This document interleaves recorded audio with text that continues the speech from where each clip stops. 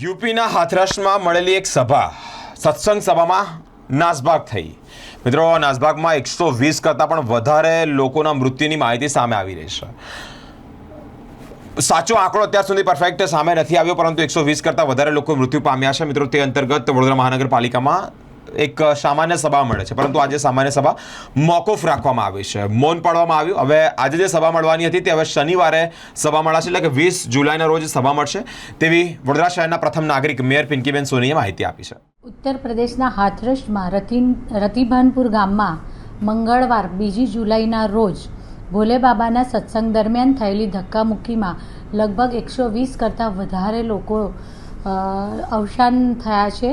તે બદલ વડોદરા શહેર મહાનગરપાલિકામાં સર સયાજીરાવ સભાગૃહમાં યોજાયેલી આજની સભા ભારે દુઃખ અને શોકની લાગણી અનુભવે છે અને એમની સાથે લાગણીથી સર્વ સભાસદશ્રીઓ જોડાયેલા છે।